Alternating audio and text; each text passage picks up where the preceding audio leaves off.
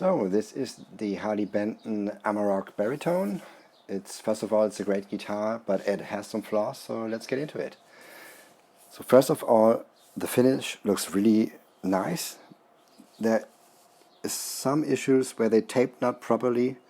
You have the natural binding, and you can spot on the edge in certain places that the quilted maple veneer shows through the green a little bit. They didn't make it even all the way, so on some spots, I don't know if you can see this, but it's a very minor flaw, I think, and I don't bother at all. But just be aware that it's not perfect as expected at this price range. Another minor flaw is the placement of the knobs. The tone knob is not centered, so it scrapes against the body if you try to turn it, which is not that big of an issue for the tone knob, because I just use it on full anyways.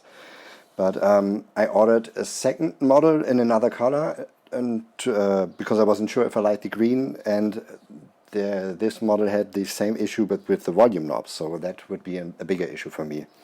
This volume knob turns fine, but it's also very high. It's not placed properly. You can see the nut from the pot, so I don't know what's that about, but I don't bother enough to fix it, at least for now. Another issue with this particular model was the nut. It wasn't cut properly. It's a little jagged, it's not completely straight, and it was also cut too wide for the strings it came with. So on the website, when I ordered these, it said that they would come with a baritone set from Dario 14 to 68, I think. And first of all, they don't come with 14 to 68s. It's I think it was the 13 to 62 set from Dario, and I think they changed the description on the website already. But the nut was cut too wide for that 62 string at the bottom. It looked very ugly, but didn't really interfere with playing, so you could hit hard and the string wouldn't move in the nut, although it was cut a little too wide. But I think the pressure from the break angle was enough so that it stayed where it should. Now I changed this string to 68 because I was planning on dropping it to drop A as well anyway, so the nut fits the string perfectly, so that's not an issue for me. It does move freely, although it looks a bit jagged at the nut, but it moves freely. The tuning holds very well, so just also a minor flaw. The setup of this guitar was alright. It came intonated well for B standard, but the string height wasn't adjusted for all saddles according to the fretboard radius. They were all at the same height. Not a big deal, just something to keep in mind. So yeah, maybe it's because of the pandemic that they also can't have as many people in the workshop like they usually do, because the setup is usually set to be very well with Harley Benton guitars. This one was just okay, but yeah. Now the other model I had a really big flaw regarding the intonation. I was not able to set the intonation on any of the strings. I pulled the saddles all the way back and it would still be sharp at the 12th fret. Nothing I could do about it. I think they maybe placed the bridge a little too close in that direction. Not really sure, so that's of course a deal breaker. That's, yeah, well, very unfortunate. But this one is perfect. I was able to get the low A string, the low B string set to an A without a problem, and it's still pretty good at the 24th fret even, which is awesome. Maybe I can demonstrate. That's almost spot on at the 24th fret. That's incredible. So that was what I was expecting for a baritone in 27-inch scalings, that I could set it that way, the low string to A with 27 inches. So that's great. Yeah, for the other model with I don't know what was the issue. But now to the positive stuff. I was able to set it up really well. The neck came almost straight, just how I like it, so I didn't have to do anything, but I could lower the saddles to where I'm at the low string. I'm about maybe 1.8 millimeters, and at the high string I'm maybe around 1 millimeter. So that's a really nice action, and it plays without buzzing.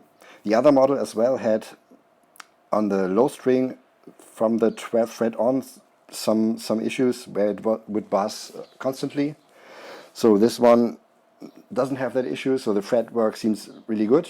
I have a low action all the way up the neck, no dead spots or anything.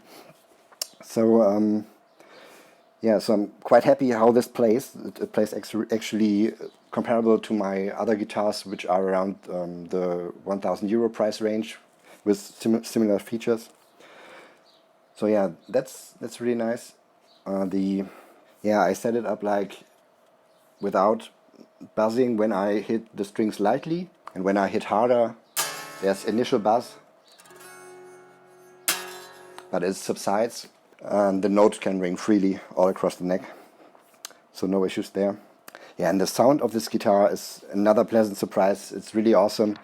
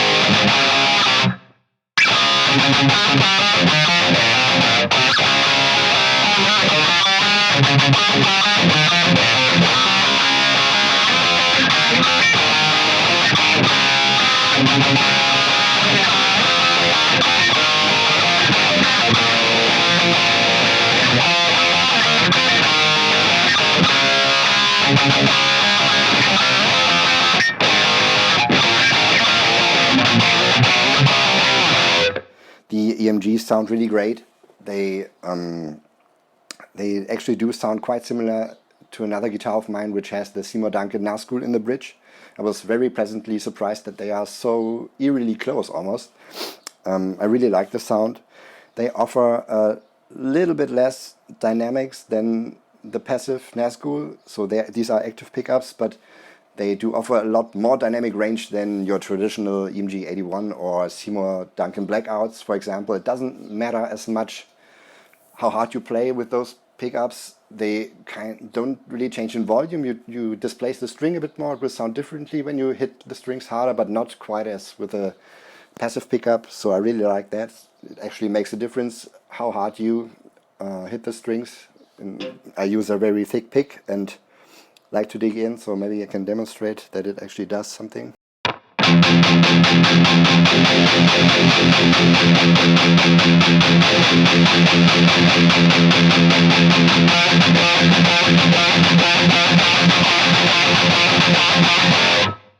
Yeah, so not quite as much dynamic range as with a passive pickup, but these sound really great, so I don't think you can justify spending 200 euros to replace these. I don't think that's sensible if they sound that great.